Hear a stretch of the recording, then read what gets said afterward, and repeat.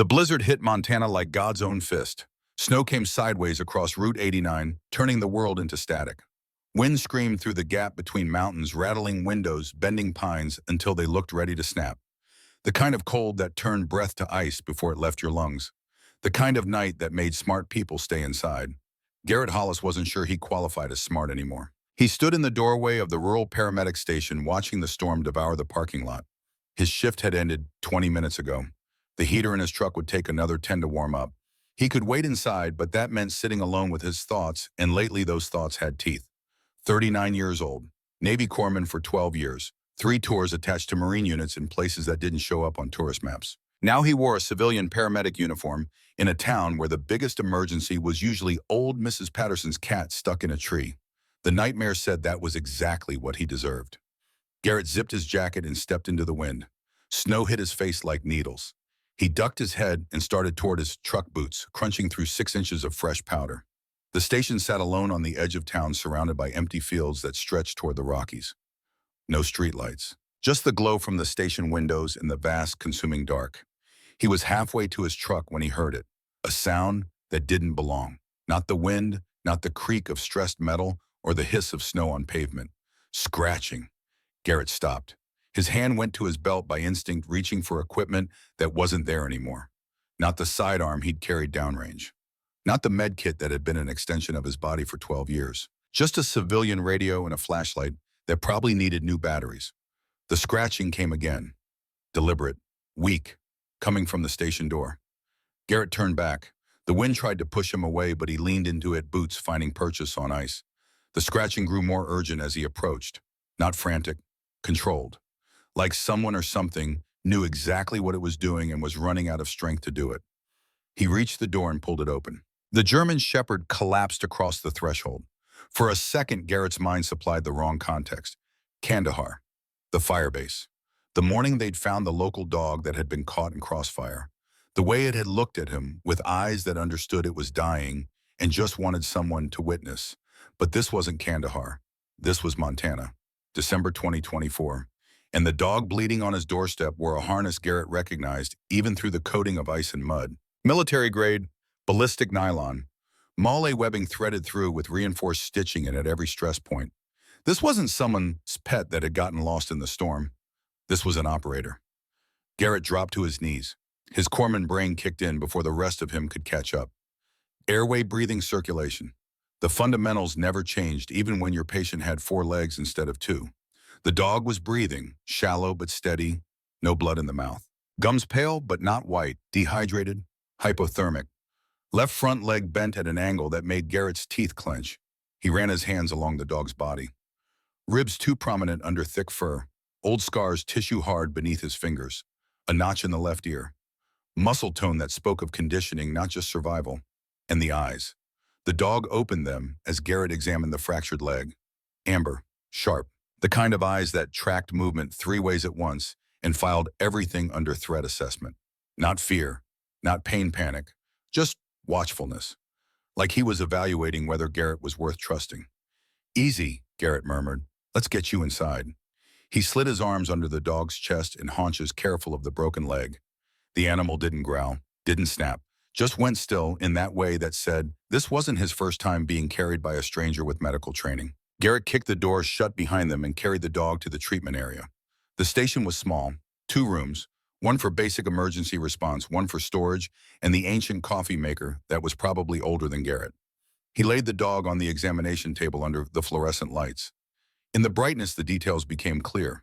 The harness wasn't just military grade, it was custom, handler fitted, the kind that cost more than most people spent on their car payments. Worn but maintained. Someone had cared for this equipment, someone who knew what they were doing. Garrett's fingers found the buckles. Muscle memory from 1,000 gear checks made his hands steady even as his pulse kicked up. He'd worked with military working dogs before. Not extensively, but enough to recognize the difference between a mascot and a weapon. This dog was the latter. The harness came free. Underneath the dog's flank showed evidence of field dressing. Someone had wrapped the worst of the wounds with gauze medical tape. Not expertly, but competently. Enough to stop the bleeding, enough to buy time. The question was who Garrett pulled his penlight from his pocket and checked the dog's pupils. Equal and reactive, no sign of head trauma. He ran his hands along the spine, feeling for displacement. Nothing. The fractured leg was the worst of it, but there were other injuries. Lacerations on the pads, muscle strain in the haunches. The kind of damage that came from running hard over rough terrain, running from something, or toward it. He was setting up an IV line when he found the tag. It was tucked inside the harness, laminated and faded, the kind that got issued at the beginning of a deployment and stayed with the gear until retirement or death. Garrett pulled it free and held it under the light. MWD 847, Handler Staff Sergeant Declan Rourke, Unit 75th Ranger Regiment K9 Detachment Bravo. Status retired, unfit for redeployment. Handler KI. A Kandahar, 2021. The room tilted, not much, just enough that Garrett had to put his hand on the table to steady himself. The fluorescent lights buzzed overhead. The heater clicked, on, pushing warm air that suddenly felt too thick to breathe. Declan Rourke. Jesus Christ. Declan Rourke had been a ranger, hard as woodpecker lips and twice as mean when he needed to be. But off-duty away from the compound, he'd been the kind of guy who'd share his last cigarette and tell stories that made you forget where you were for a few minutes. They'd crossed paths in Kandahar during Garrett's second tour. Different units, different missions, but downrange, everyone knew everyone eventually, especially when you spent enough time in the aid station. Declan had brought his dog in once, not for treatment, just for a checkup before they rotated out. Garrett remembered watching the way Declan moved around the animal, not like a handler managing equipment, like a brother checking on family. "This is Titan," Declan had said, one hand on the dog's head. "Best partner I've ever had, smarter than half the officers, braver than most of the enlisted, and he doesn't complain about the food." Garrett had laughed. "What happens when you rotate home?" Declan's smile had dimmed. "That's the thing, Doc. Guys like us, we don't really rotate home. We just change locations. Titan gets it. He's the same way."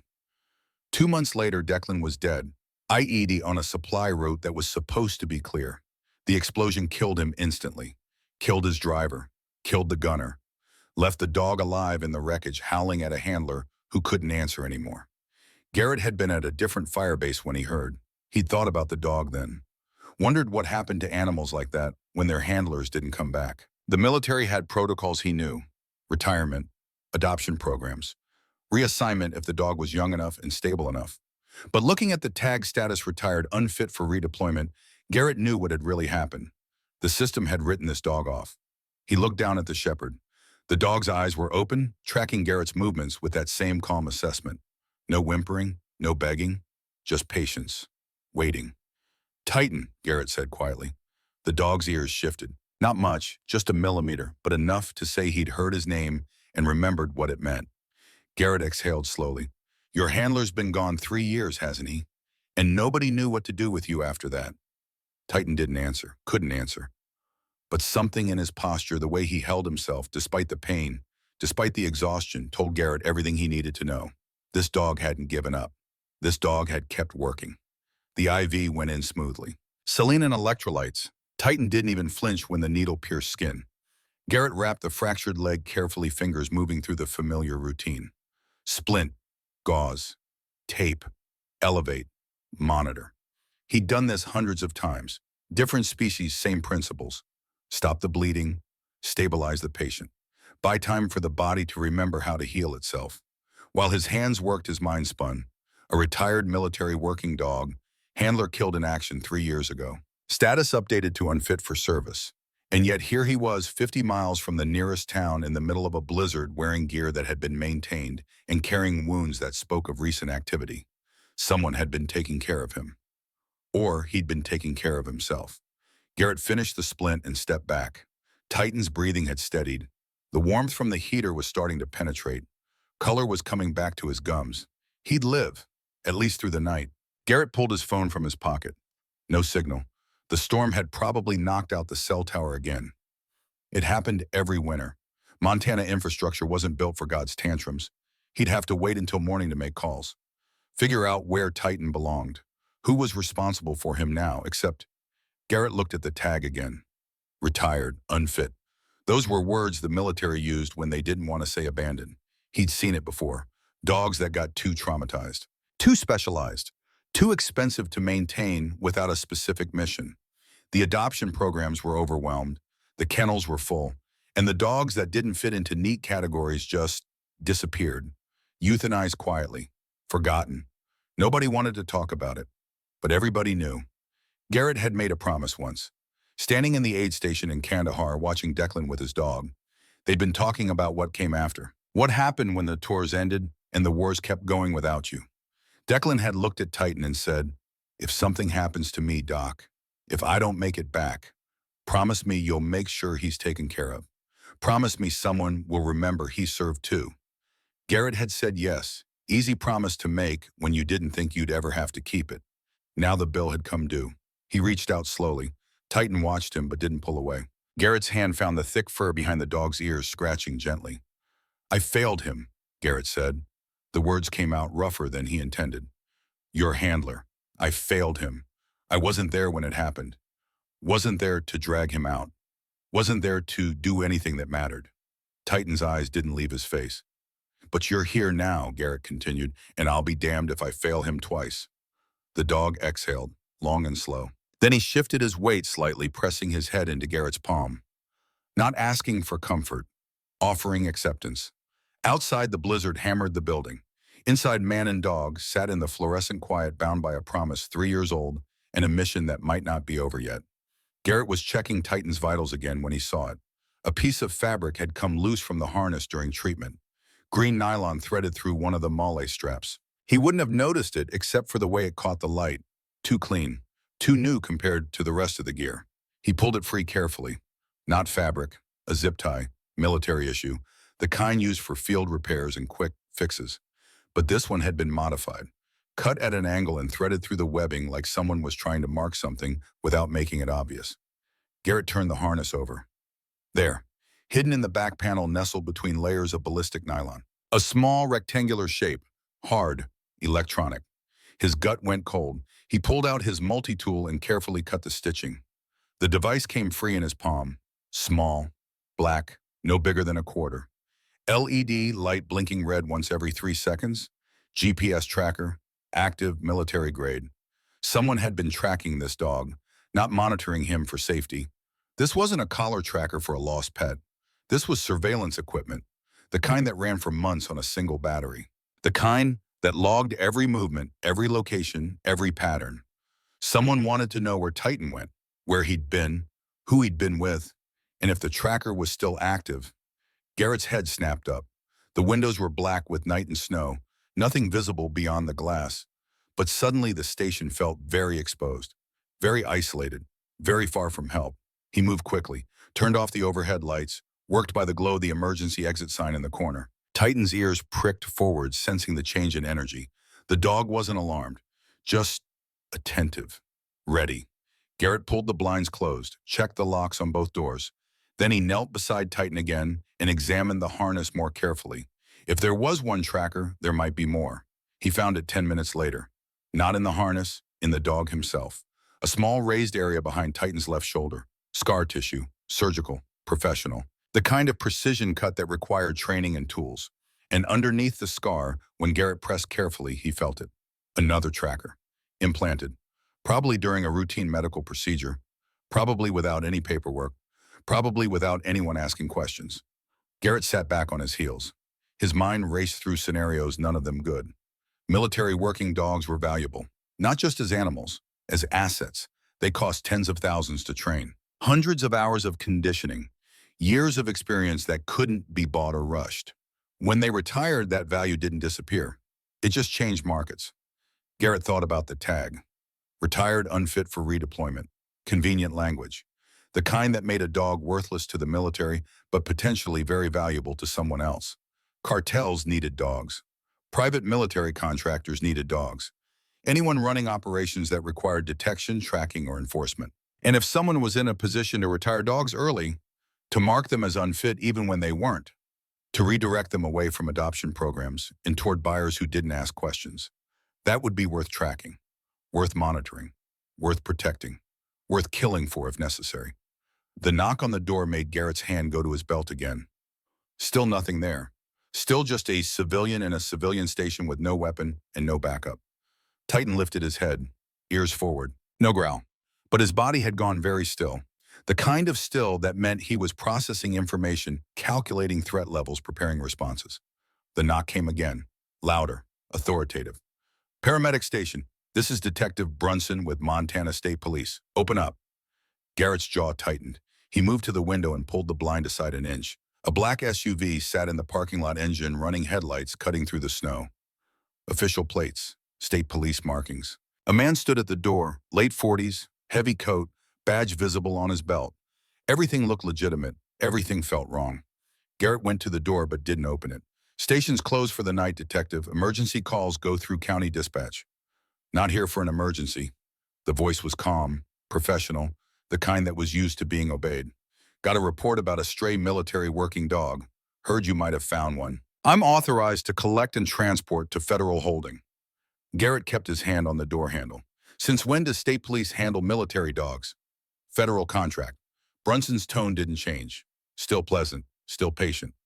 Retired MWDs fall under a special adoption program. We process them through state channels before they go to approved civilian handlers. Standard protocol. It sounded reasonable. It probably was reasonable in most cases. But Garrett had spent enough time around operators, human and canine, to trust his instincts when they started screaming. And right now, they were screaming. I'll need to see the paperwork, Garrett said. Federal authorization, vet transfer orders, chain of custody documentation. Silence on the other side of the door, just long enough to be noticeable. Then, of course, it's in my vehicle. Let me grab it. Garrett watched through the blind as Brunson walked back to the SUV. The detective moved casually. No rush, no concern, but something about the way he opened the back door, the angle, the body position, set off alarms. That wasn't the movement of someone grabbing paperwork. That was the movement of someone checking a weapon. Garrett turned away from the window. Titan was watching him head up despite the splinted leg. Their eyes met. The dog knew. However, he knew scent sounds something deeper. He knew this wasn't routine, wasn't safe, wasn't someone who should be trusted. Garrett made a decision. The kind that couldn't be unmade. The kind that would either save his life or ruin what was left of it. He grabbed his coat from the hook, snatched the medical kit from the counter, pulled Titan's harness back on, carefully avoiding the broken leg. The dog stood weight balanced on 3 legs, ready to move. We're leaving, Garrett whispered. Out the back. Stay quiet. Titan's ears flicked once. Acknowledgement. The back door led to a service alley that ran behind the station. Snow had drifted 3 feet deep, but it was better than the parking lot. Better than being trapped inside when Brunson came back with whatever he'd gone to his vehicle to get. Garrett opened the door as quietly as possible. Wind slammed into him immediately, but he leaned into it, one arm supporting Titan as the dog navigated the deep snow on 3 legs. They made it 20 feet before the shout came from behind. Stop! Federal authorities, stop or I will shoot. Garrett didn't stop, didn't look back, just kept moving. Boots punching through snow. Titan struggling beside him, but refusing to quit. A gunshot cracked over the wind. Not close, warning shot, or maybe just a bad angle in the storm. Garrett ran. The tree line was 50 yards away. Might as well have been 50 miles. His lungs burned. His legs screamed. Titan was falling behind, the injured leg dragging, but the dog kept moving, kept fighting. Another shot. Closer. Snow exploded 2 feet to Garrett's left. Then they were in the trees. Pines thick enough to break the wind. Dark enough to hide movement. Garrett plunged deeper, one hand on Titan's harness as pulling the dog along. Behind them, flashlight beams cut through the darkness. Voices shouted over radios. Suspect fleeing north into the woods. Armed and dangerous. Stolen federal asset. All units respond. Garrett's breath came in ragged gasps. His medical training said he was pushing his body past safe limits. His survival training said shut up and keep moving. They ran for 10 minutes, maybe 15. Time became elastic in the storm. Eventually, Garrett's legs gave out. He collapsed behind a fallen log, pulling Titan down beside him. The dog's breathing was harsh but controlled. No panic, just exhaustion. Garrett fumbled his phone out. No signal, not even emergency calls. They were too deep in the mountains, too far from civilization. He looked at Titan. The dog looked back. I'm sorry, Garrett whispered. I should have stayed. Should have called county. Should have done this the right way. Titan's tail moved once against the snow. Not a wag, just acknowledgement. Garrett closed his eyes. Behind his eyelids, he saw Declan. Saw the aid station in Kandahar. Saw the promise he'd made 3 years ago. If something happens to me, Doc, promise me you'll make sure he's taken care of. He'd failed that promise once already. Let the system swallow Declan's partner. Let bureaucracy do what bullets couldn't. Not again. Garrett opened his eyes. The storm was starting to ease. Visibility improving. That meant the people hunting them would have an easier time too. But it also meant Garrett could see where they were going. And he knew these mountains, knew every back road and fire trail and forgotten cabin. He'd spent the last 2 years driving them, running from memories that wouldn't let him sleep. Now those memories might save his life. He looked at Titan. Can you walk? The dog stood, shaky, determined, ready. Good, Garrett said, because we've got about 15 miles to cover before daylight, and I know someone who might actually help us, if he doesn't shoot me first. Titan's ears pricked forward, listening. Garrett pulled himself upright. His body protested.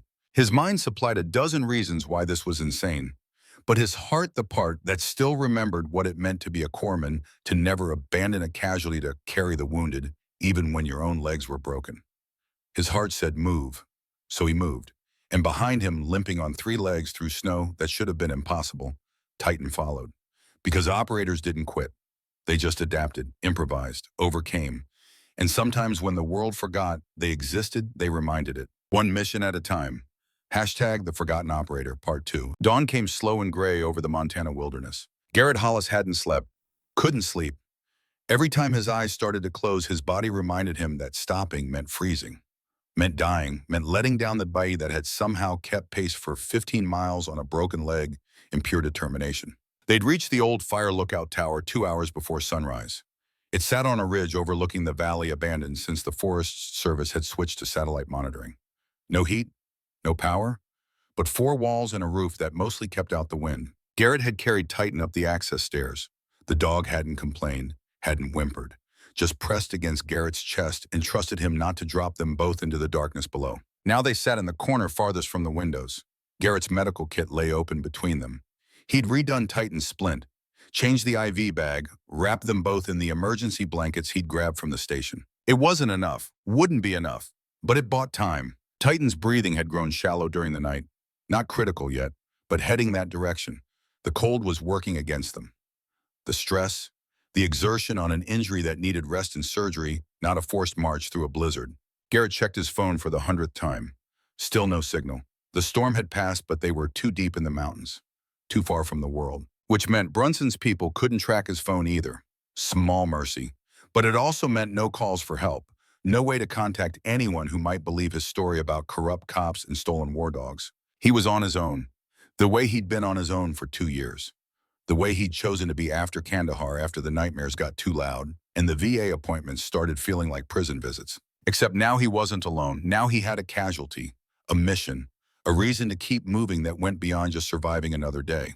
Titan lifted his head, ears forward, body tense despite the exhaustion. Garrett heard it 3 seconds later, rotors, distant but closing, helicopter doing a search pattern over the valley below. He moved to the window and looked out carefully. The sun was just clearing the eastern peaks, turning the snow gold. Beautiful country, the kind that killed you if you weren't paying attention. The helicopter was a black speck against the pale sky. State police markings, searchlights sweeping the terrain even though it was full daylight now. Looking for heat signatures, tracks, anything that said 2 fugitives had passed through. Garrett watched it make a slow circuit.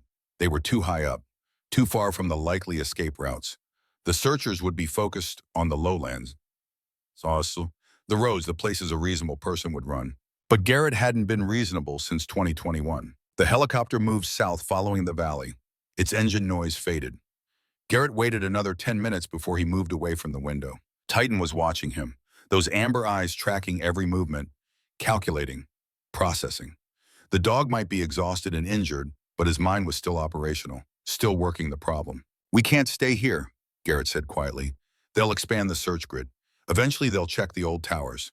We need to keep moving. Titan's tail thumped once against the floor.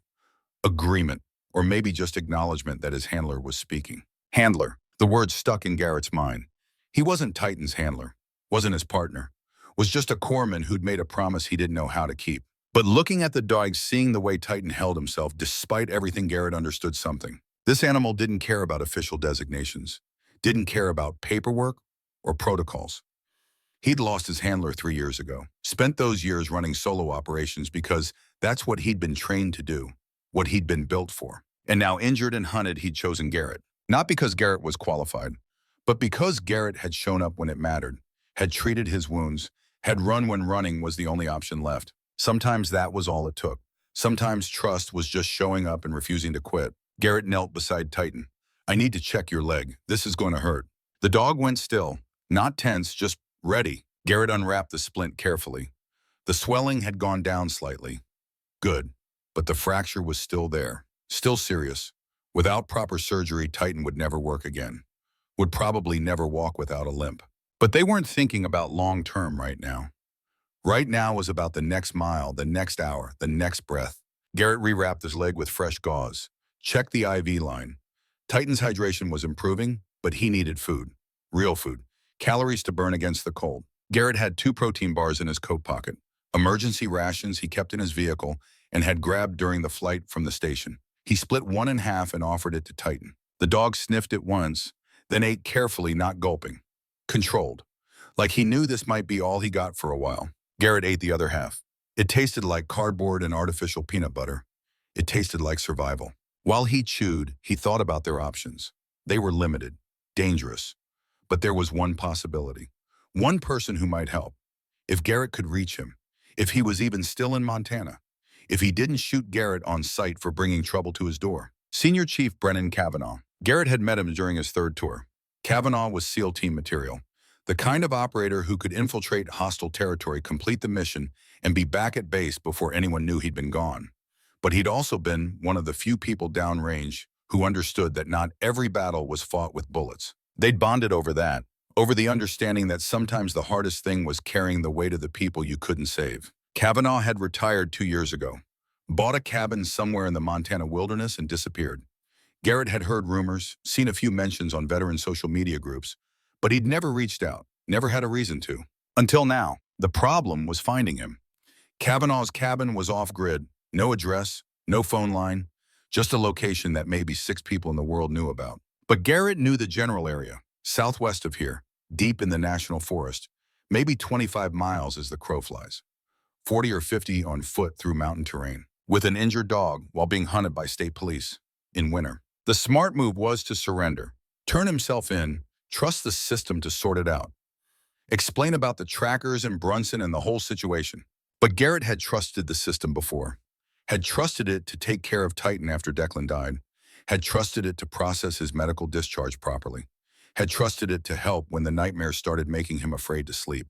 The system had failed every time. So maybe it was time to stop trusting the system and start trusting his instincts. Garrett stood up. Titan's head tracked the movement. We're going to see an old friend, Garrett said.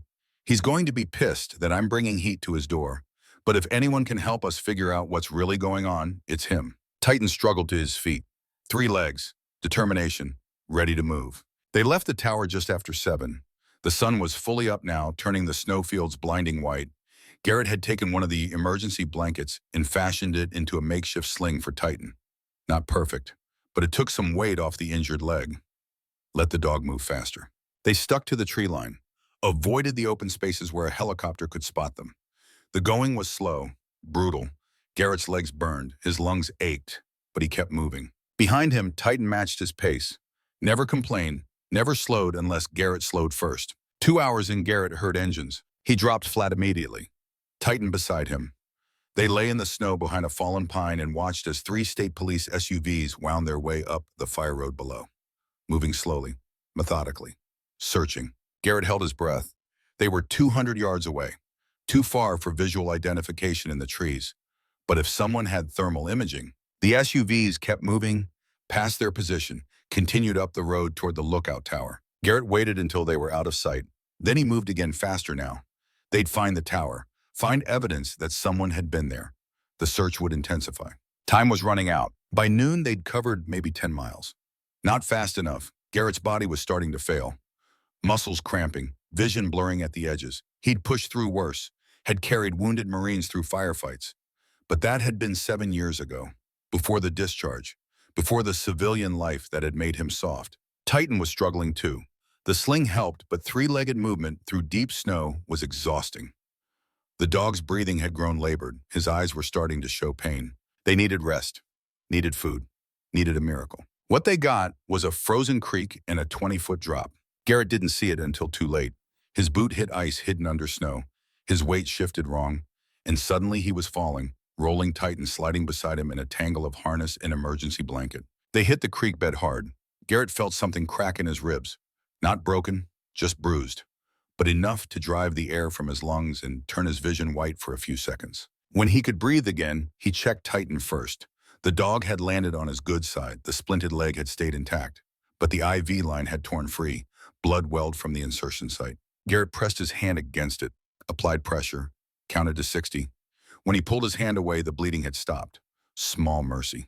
But they were both soaked now. Creek water had seeped through their clothes, through the blanket, and the temperature was dropping as afternoon wore on. Hypothermia, the silent killer. Faster than bullets, more certain than any enemy. Garrett's corpsman training kicked in. Get dry, get warm, get moving. He stripped off his wet jacket, pulled the emergency blanket around both of them. Titan pressed against his chest, sharing body heat. The dog was shivering now. Not fear, just cold.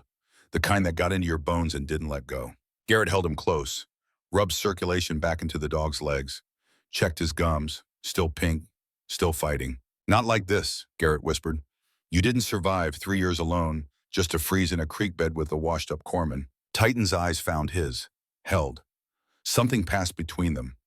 Not words, not even understanding in the human sense. Just connection. The kind that happened between people who'd both seen the worst and decided to keep going anyway. Garrett pulled out his phone. Still no signal, but the GPS still worked. He checked their position. They were closer than he'd thought. Maybe 15 miles from where Kavanaugh's cabin should be. If he was remembering the coordinates right, if the cabin still existed, if Kavanaugh was even there. A lot of ifs, but that's all they had now. Garrett forced himself to stand. His ribs screamed. His legs didn't want to support his weight. But he'd been through worse. Had been shot once in Helmand and kept working for 3 more hours before letting anyone look at the wound. This was just pain. Pain was temporary. Death was permanent. He helped tighten up. The dog swayed, steadied, found his balance on 3 legs. 5 more miles, Garrett said. Then we rest. Then we figure out the next move. They climbed out of the creek bed. Every step was agony. Every breath felt like ice in Garrett's lungs. But they moved. The sun was starting to set when Garrett saw the smoke. Just a thin line against the darkening sky. Easy to miss if you weren't looking for it, but Garrett had spent years learning to spot the details that saved lives. The signs that said someone was home, someone was alive, someone might help. He adjusted their course. Titan sensed the change in energy, lifted his head despite the exhaustion. 20 minutes later, they emerged from the tree line into a clearing. The cabin sat in the center. Log construction, small but solid, smoke rising from a stone chimney, solar panels on the roof, a generator shut off to one side, defensive positioning with clear sight lines in all directions. Exactly the kind of place a SEAL would build if he wanted to disappear but stay operational. Garrett stopped at the edge of the clearing, didn't approach, didn't call out, just waited. Because if Kavanaugh was half the operator Garrett remembered, he already knew they were there. Sure enough, the cabin door opened. The man who stepped out looked older than Garrett remembered. Grayer, lines deeper around his eyes. But the way he moved, balanced, ready weapon in hand, but not aimed, that was pure Senior Chief Brennan Kavanaugh. He looked at Garrett, looked at Titan, looked at the desperation written across both of them. Jesus Christ, Doc, Kavanaugh said. His voice was rough from disuse. What the hell did you step in? Garrett's legs finally gave out. He dropped to his knees in the snow, one arm still wrapped around Titan. Senior Chief, he managed. I need help. We both do, and I think we stumbled onto something bigger than a retired dog. Kavanaugh was silent for a long moment. Then he lowered his weapon and stepped forward. Get inside, both of you, before you freeze to death on my doorstep. He grabbed Garrett's arm and pulled him upright. Between them, they carried Titan across the clearing and into the cabin. Warmth hit like a physical force. Garrett's legs buckled again, but Kavanaugh caught him, lowered him into a chair by the wood stove. Titan collapsed on the floor beside him, finally allowing himself to stop, to rest, to trust that someone else would keep watch. Kavanaugh knelt and examined the dog with practiced efficiency. His hands moved like Garrett's had, like someone who'd done medical assessments in the field more times than he could count. Fractured radius, Kavanaugh said. Dehydration, hypothermia. This dog should be dead. He's tougher than he looks, Garrett said. His teeth were chattering now, the warmth making him realize just how cold he'd been. Kavanaugh pulled a blanket from a trunk and wrapped it around Garrett's shoulders. Then he grabbed another for Titan. Talk, Kavanaugh said, and start from the beginning, because you showing up at my door with a half-dead MWD and state police on your tail. That's not coincidence, that's a story, and I'm guessing it's not a good one. So Garrett talked. He told Kavanaugh about the blizzard, about Titan showing up at the station, about the trackers, about Detective Brunson and the gunshots and the 15-mile run through the mountains. Kavanaugh listened without interrupting. When Garrett finished, the older man was quiet for a long time. His eyes had gone distant, calculating. MWD 847, Kavanaugh said finally. Handler was Declan Rourke, 75th Rangers. I knew him. Garrett's head came up. You did cross paths in Kandahar, 2021. Good man, good operator. Died on a supply route that should have been clear. Kavanaugh's jaw tightened. They said it was an IED, unlucky placement. Wrong place, wrong time. You don't believe that? I didn't then. I don't now. Kavanaugh stood and moved to a filing cabinet in the corner. He pulled out a folder, tossed it on the table between them. Garrett opened it. Inside were documents, reports, incident summaries, all related to handler deaths in Afghanistan and Iraq between 2020 and 2022. 17 names, 17 handlers, all killed in circumstances that looked like combat but felt like something else. And every single one had worked with military working dogs that were subsequently retired as unfit for service. I've been tracking this for 2 years, Kavanaugh said. Ever since I got out, something felt wrong. Too many good handlers dying in stupid ways. Too many MWDs disappearing into the system. Garrett stared at the papers. You think someone's killing handlers to get access to their dogs? I think someone's built a pipeline. Retire the dogs as traumatized or unfit. Process them through state channels instead of federal adoption programs. Dogs disappear, end up with cartels, private contractors, anyone willing to pay for a fully trained combat animal. But why kill the handlers? Because handlers ask questions. Handlers remember their dogs. Handlers file reports when their partners go missing. Kavanaugh's voice was flat, cold. Easier to eliminate the handler, blame it on combat, retire the dog, profit. Garrett felt sick. How many? 47 dogs over 3 years, that I can confirm. Probably more I haven't found yet. Titan lifted his head, looked at Kavanaugh. Something in the dog's eyes said he understood. Not the words, but the meaning, the validation that what he'd survived was real, was deliberate, was worth fighting against. Detective Brunson, Garrett said, he's part of this. State police would be the perfect cover. Federal contracts to process retired MWDs, authority to move across state lines, access to military databases. Kavanaugh pulled out another file. This one had photos, surveillance shots. I've been watching him for 6 months. He's not working alone. There's a network, at least a dozen officers across Montana, Wyoming, Idaho. How do we stop them? Kavanaugh looked at him, really looked. We don't dock. We're 2 retired operators and a broken dog. We go up against corrupt cops with a trafficking network. We disappear. No investigation, no justice. Just 3 more casualties nobody remembers. So what we hide run, let them keep killing handlers and stealing dogs. We survive. We pick our battles. We live to fight another day. Garrett shook his head. That's not good enough. It's realistic. Declan Rourke asked me to take care of his dog. That was his last request. I failed him once. I'm not failing him again. Kavanaugh was quiet. Then he sighed. You sound like me, 20 years ago, before I learned that heroism gets people killed. Maybe, but doing nothing gets people killed too. Just slower. And you have to live with it longer. Something flickered in Kavanaugh's eyes. Old pain, old regrets, the kind that came from too many compromises that had seemed reasonable at the time. He looked down at Titan. The dog was watching them both, waiting. Like he knew whatever came next would determine whether his 3 years of freelance operations meant anything at all. All right, Kavanaugh said finally. Say we do this. Say we go after them. We need evidence, real evidence. Not just theories and coincidences. We need proof that will hold up when this hits federal courts. Where do we start? Kavanaugh moved to a map on the wall. Montana and surrounding states. Red pins marked locations, dates, handler deaths. Brunson uses an old military depot as a staging area, about 40 miles north of here. That's where they hold the dogs before shipping them to buyers. If we can get inside, document what's there, get photos, manifests, anything that proves the trafficking operation. Then we take it to the FBI. Then we take it to someone I know at the FBI, someone who won't just file it away. Kavanaugh tapped the map.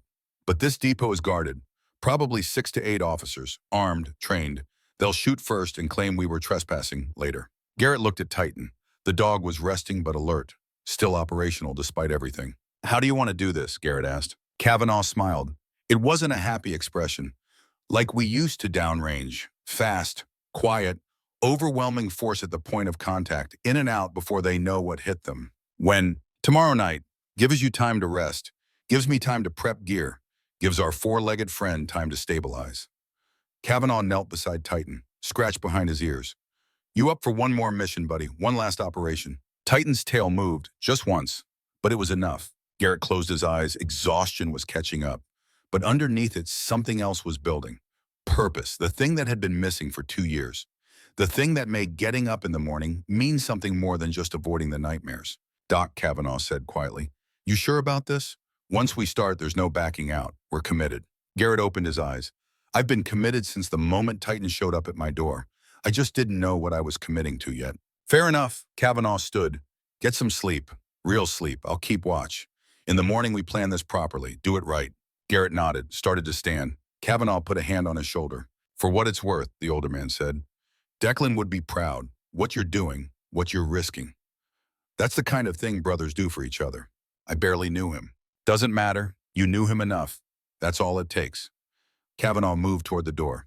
"Now sleep. Tomorrow we go to war, and wars don't care how tired you are." He left Garrett alone with Titan in the warm glow of the wood stove. Garrett slid down to the floor, wrapped himself around the dog. Titan pressed against him. Two broken operators, one mission, one chance. Outside, the Montana night settled over the mountains like a held breath, waiting for morning, waiting for the moment when two men and a war dog would stop running and start hunting. Because sometimes the only way to survive was to turn around and face the thing chasing you. And sometimes the only way to honor the dead was to finish what they started, even if it killed you, especially if it killed you. The depot looked like every other forgotten military installation Garrett had seen. Chain link fence topped with razor wire, concrete bunkers weathered by decades of mountain winters. Guard towers that hadn't held guards since the Cold War ended. The kind of place that showed up on maps as decommissioned federal property and in reality became a dumping ground for things the government wanted to forget about.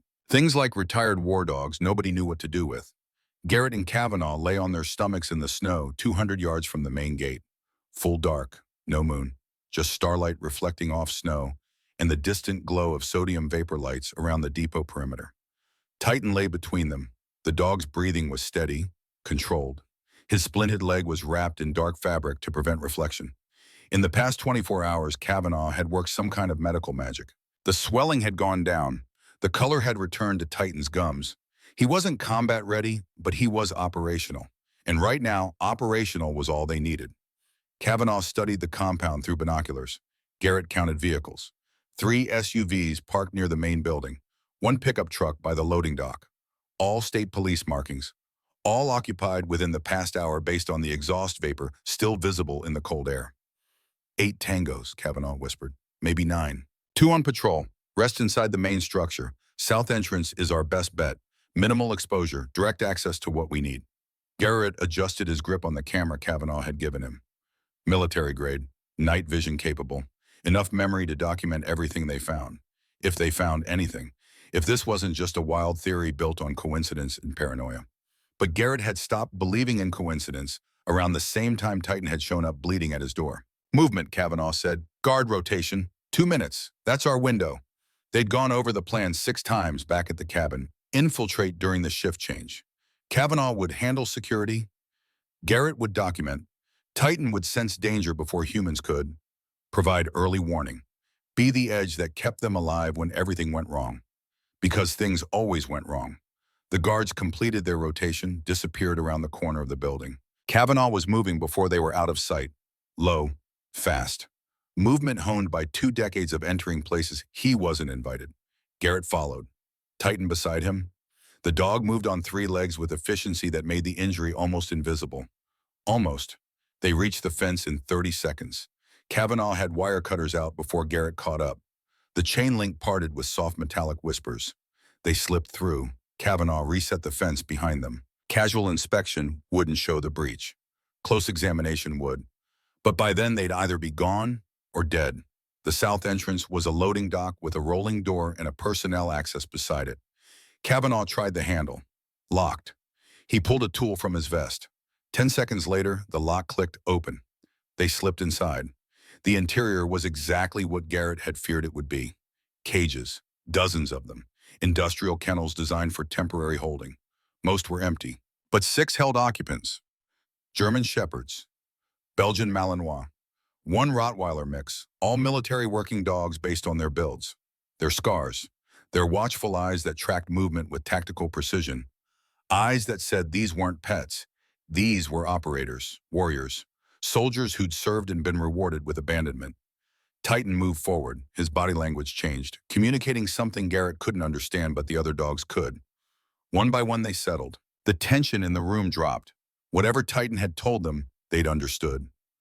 Trust this, trust him. Garrett started taking pictures.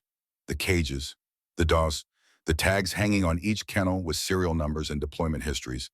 MWD 622, MWD 731, MWD 809. All retired, all listed as unfit for service, all very clearly fit enough to be sold to the highest bidder. Kavanaugh moved deeper into the facility. Garrett followed camera, working continuously. They found the office. Filing cabinets, computers, shipping manifests spread across a desk like someone had been interrupted mid-work.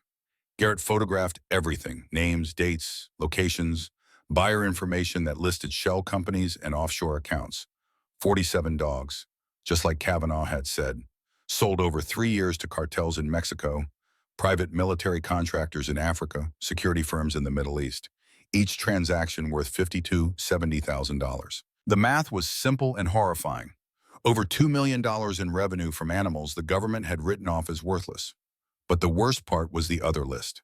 Handler names, dates of death, circumstances, all marked with a code that Garrett didn't understand until he found the legend taped to the inside of a drawer. Green natural combat death, no follow-up required. Yellow combat death, suspicious timing. Monitor adoption inquiries. Red handler asking questions. Eliminate before discharge. Garrett's hands shook as he photographed the list. Declan Rourke's name was there, marked yellow, then red, then crossed out with a date, April 23, 2021. The day he'd died on a supply route that should have been clear.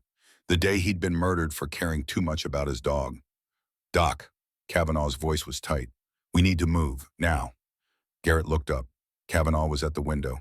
Outside, vehicle lights were approaching. Multiple vehicles, moving fast. They know we're here, Kavanaugh said. Someone tripped a silent alarm, or we were made on approach.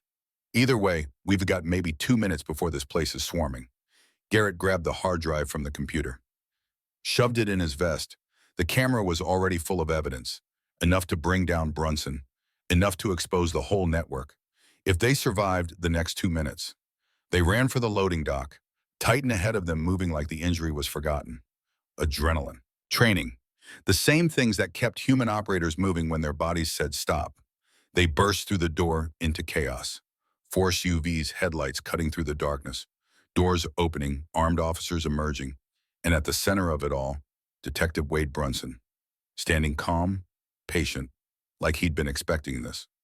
Corman Hollis, Brunson called. His voice carried across the compound. Measured, almost disappointed. You've made this much harder than it needed to be. All you had to do was walk away. Let me collect the dog. Go home. Forget you saw anything. Garrett's hand went to his belt. Still no weapon, still just a medic playing soldier. Kavanaugh had a pistol, but 8 armed officers with tactical training weren't odds anyone survived. It's over, Brunson, Garrett shouted back. We've got the evidence. Files, photos, names, everything that proves what you've been doing. Brunson smiled, cold. Evidence only matters if someone sees it. And you're not leaving here tonight, Doc. Neither is your SEAL friend. Neither is that broken dog. The officers were fanning out, taking positions, preparing for an assault that Garrett and Kavanaugh couldn't possibly win. Titan moved forward, placed himself between Garrett and the approaching threat. The dog's body language had changed completely. No longer the injured stray seeking help. Now he was what he'd always been, a warrior, a weapon. A brother standing between his handler and the enemy. But Garrett saw something else. Saw the way Titan's injured leg trembled. Saw the exhaustion in his frame. This dog had given everything already. Had run 15 miles on a broken leg. Had survived 3 years alone. Had trusted Garrett to finish what Declan started. And now Garrett was going to get him killed. Last chance, Brunson said. Hand over the evidence. Surrender peacefully. Maybe you live to see tomorrow. Garrett looked at Kavanaugh. The older man's face was grim but determined. They both knew there was no surrender here. Brunson couldn't let them live. Not with what they knew. Not with what they'd documented. One of the younger officers shifted uncomfortably. Kid couldn't be more than 25. Fresh face. The kind who joined to serve, not to profit from corruption. Garrett saw the moment doubt crack through his training. Tighten, Garrett said quietly. Get help. The dog's ears swiveled, focused on Garrett's voice. Run. Find Agent Callahan. Bring her back. Go. Titan didn't move. His gaze stayed locked on Garrett, questioning. This wasn't protocol. The protocol was stay. Protect. Fight beside your handler until the end. That's an order, soldier, Garrett said. His voice broke slightly. Complete the mission. Get help. That's the mission now. For 3 seconds, Titan didn't respond. Then something shifted in his eyes. Understanding. Acceptance. Trust that his handler knew what he was doing. Titan turned and ran. He moved on 3 legs with speed that shouldn't have been possible. Officers shouted, weapons tracked, but the dog was already gone, disappeared into the darkness between buildings, heading for the fence line and the forest beyond. Brunson's calm facade cracked. Stop that dog now. 2 officers broke formation, chased after Titan. The remaining 6 closed on Garrett and Kavanaugh. Stupid move, Doc, Brunson said. That dog won't make it a mile, and you just wasted your last bargaining chip. Garrett pulled the hard drive from his vest, held it up. This is my bargaining chip. Everything you've done, everyone you've killed. All right here, you want it? Come get it. He threw the drive, hard, high. It arced through the air and disappeared into the snow 30 yards away. Brunson's face went dark. Find it, now. 3 officers scrambled, searching, distracted. The young officer who'd hesitated earlier lowered his weapon completely. I'm not doing this, he said. His voice shook but held firm. I didn't sign up to murder veterans and shoot dogs. You want to do this, detective, you do it without me. Brunson's head snapped toward him. Officer Reeves, you will follow orders, or what? You'll add me to your kill list. Reeves backed away, weapon pointed at the ground. I'm done. I'll cooperate with whatever investigation comes. But I'm done with this. Another officer wavered. The certainty that had held Brunson's team together started fracturing. Kavanaugh moved. The older SEAL was fast. Faster than anyone his age should be. He closed the distance to the nearest distracted officer in 3 steps. Disarmed him in 2 moves. The man went down hard. Garrett dove for cover behind a concrete barrier. Bullets sparked off stone where he'd been standing. Kavanaugh had the captured rifle up now. Firing controlled bursts. Suppressing. Buying seconds. It wasn't enough. Would never be enough. But it was something. Garrett's mind raced. They needed an exit. Needed a miracle. Needed something to change the tactical situation from suicide to merely impossible. What they got was headlights. Multiple vehicles. Coming from the south, moving fast, not state police markings. Federal plates. FBI. And at the head of the convoy, a black SUV with a woman in the passenger seat. Mid-40s. Hard eyes. The look of someone who'd seen too much and still chose to look. Agent Nora Callahan, FBI, a human trafficking task force. The woman who'd been investigating the same pipeline for 5 years. The woman whose sister had disappeared into a trafficking network 12 years ago and never been found. The woman Kavanaugh had sent encrypted files to yesterday. Just in case. Just as backup. Just as a prayer that someone in the system still gave a damn. The FBI vehicles surrounded the compound. Agents emerged, weapons drawn, federal authority that even corrupt state cops had to acknowledge. Callahan's voice came over a loudspeaker. Clear, uncompromising. This is FBI Special Agent Callahan. All weapons down, all personnel on the ground. This facility is now under federal jurisdiction. Anyone who resists will be arrested and prosecuted under federal trafficking laws. For a moment, nobody moved. Brunson and his officers frozen. Garrett and Kavanaugh pressed against cover, the night holding its breath. Then Officer Reeves dropped his weapon completely, raised his hands. I'm cooperating. I didn't know the full extent. I swear I didn't know. The dam broke. 2 more officers surrendered, then another, until only Brunson and 2 loyalists still held weapons. You can't prove anything, Brunson said, but his voice had lost its confidence. We were conducting a legal operation, processing retired military assets, everything by the book. Callahan walked forward. No fear, no hesitation, Just certainty built on 5 years of investigation and 12 years of personal rage. Detective Wade Brunson, you're under arrest for human trafficking, racketeering, conspiracy to commit murder, and about 40 other federal charges my team is still counting. You have the right to remain silent, and honestly, you should probably use it. Brunson's weapon wavered. For a second, Garrett thought he might fight, might choose death over prison. But then his shoulders sagged. The gun lowered. He was just a cop again, an old cop who'd made bad choices and run out of options. FBI agents swarmed. Handcuffs clicked. Rights were read. The officers who'd surrendered early were separated from Brunson and his core team. Promises were made about cooperation and reduced sentences. Garrett leaned against the concrete barrier. His legs didn't want to hold him anymore. Kavanaugh appeared beside him. The older man had a cut on his forehead, blood on his jacket, but he was smiling. Not bad for a washed-up corpsman, Kavanaugh said. Not bad for a retired SEAL who should know better than to trust my plans. Your plans, Kavanaugh wiped blood from his eye. That was chaos held together with hope and desperation. Worked, though. Yeah, it did. Agent Callahan approached them. She studied both men with the practiced assessment of someone who'd spent years reading people. You two must be the ones who sent me those encrypted files. The package with about 1,000 federal crimes documented in excruciating detail. Kavanaugh nodded. That'd be us. You know you violated about a dozen laws getting that evidence, breaking and entering, trespassing, theft of federal property. Yes, ma'am. Good, makes my job easier. I don't have to pretend you're innocent civilians who stumbled onto this. She paused. But you're also the reason we can shut down a trafficking pipeline that's been operating for 3 years.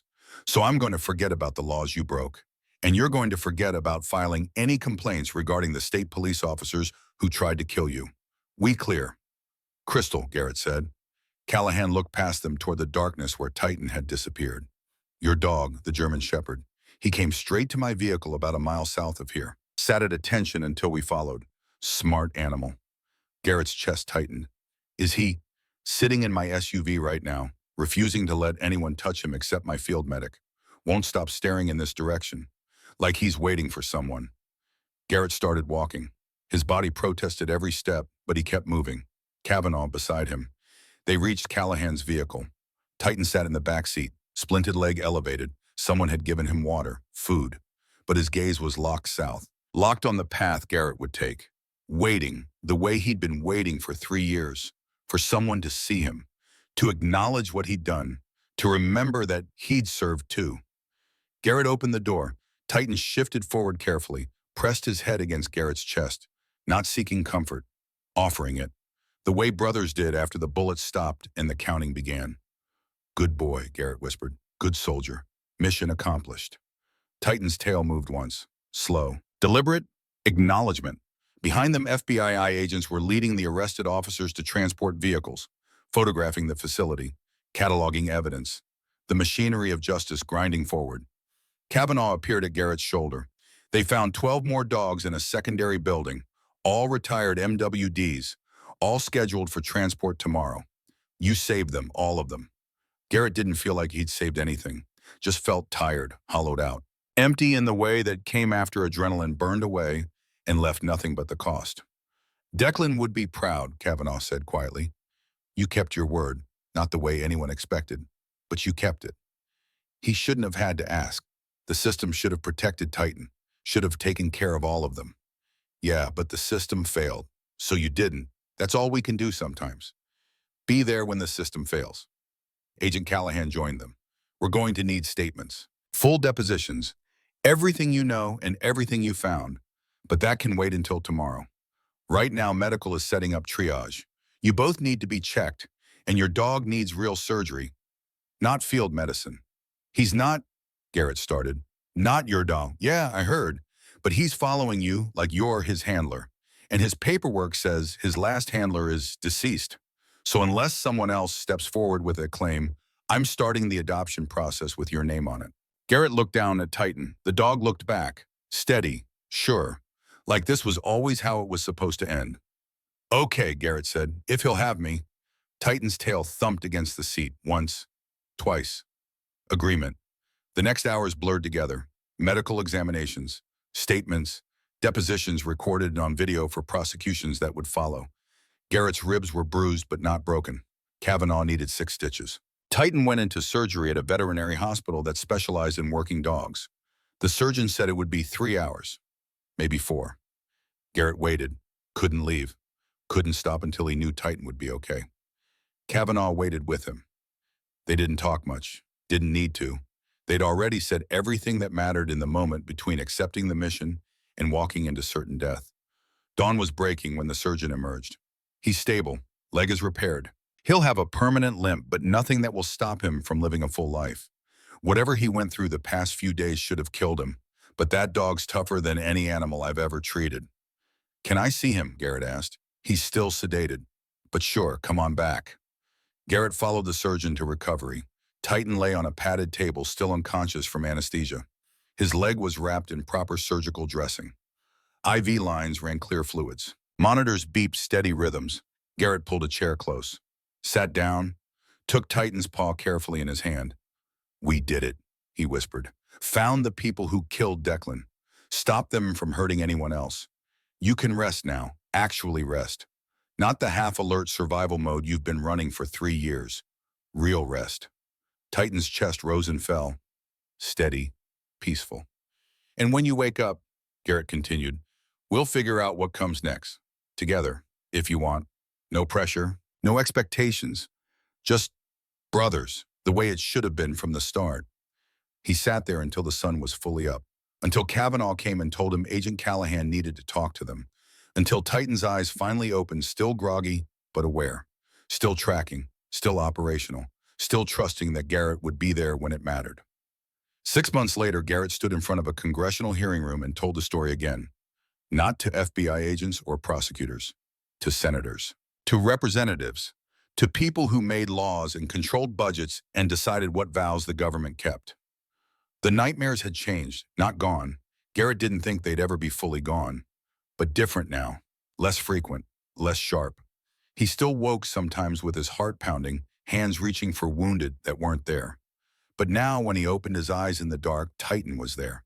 Solid, warm, proof that some missions ended with saves instead of failures. The VA counselor said it was progress, said having purpose helped, said caring for Titan gave his brain something to focus on besides the things he couldn't change. Garrett thought it was simpler than that. He'd made a vow, kept it, proven to himself that he could still do what mattered most, show up when someone needed him. That was enough. Not healing, but enough to keep moving forward. Agent Callahan sat beside him at the hearing table. So did Kavanaugh. And at Garrett's feet, wearing a service vest and looking more official than half the politicians in the room, sat Titan. The dog's leg had healed.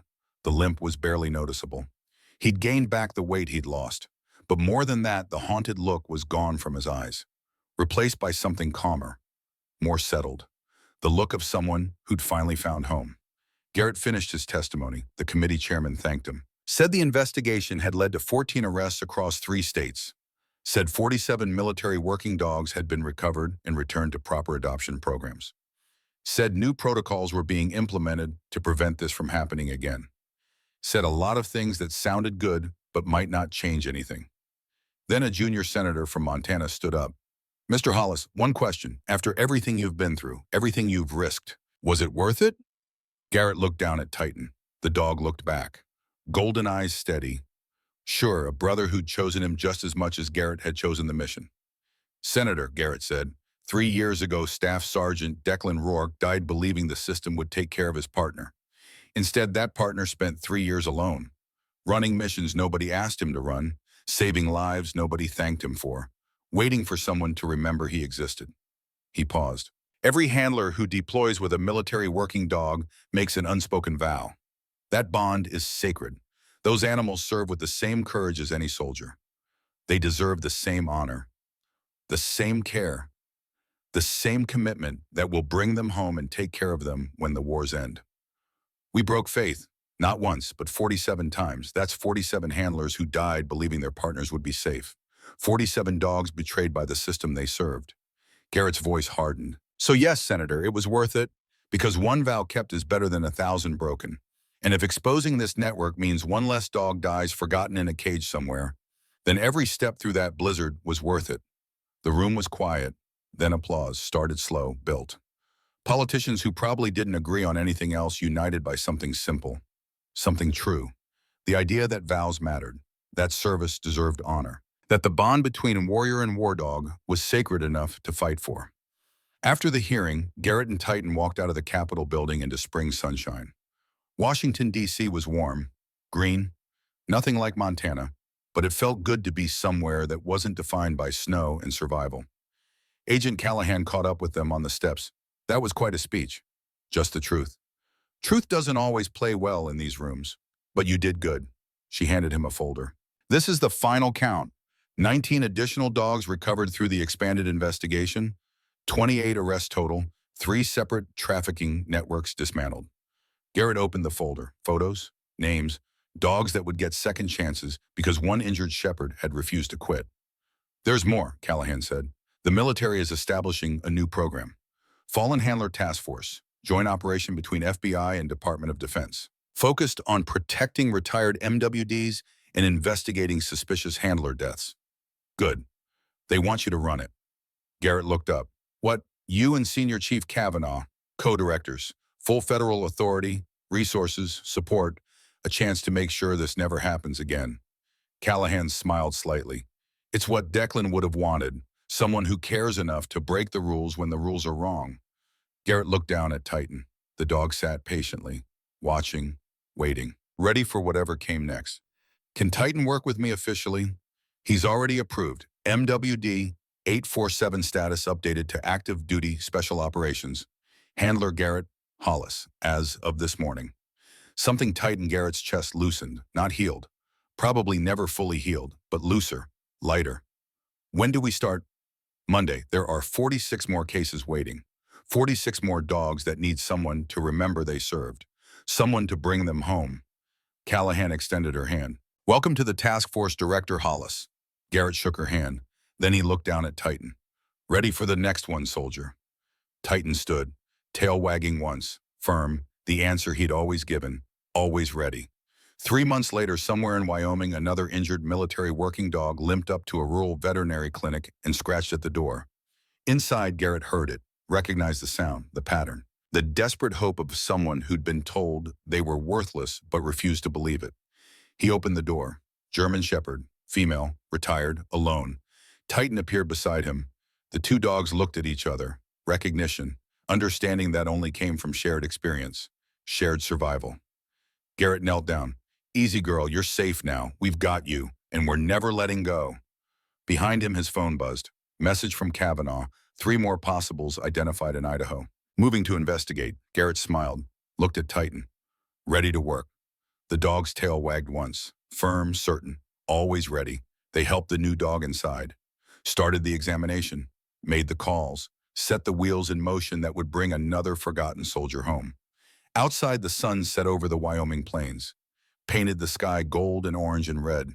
The colors of honor, of service, of vows kept even when the world had moved on. The color of dawn after the longest night. And somewhere in whatever place warriors went when the fighting stopped, Declan Rourke smiled. His partner was safe. His word was kept. His mission was complete. And the bond he'd forged 3 years ago was still alive. Still operational, still saving lives. One forgotten dog at a time. One kept vow at a time. One mission at a time. Forever.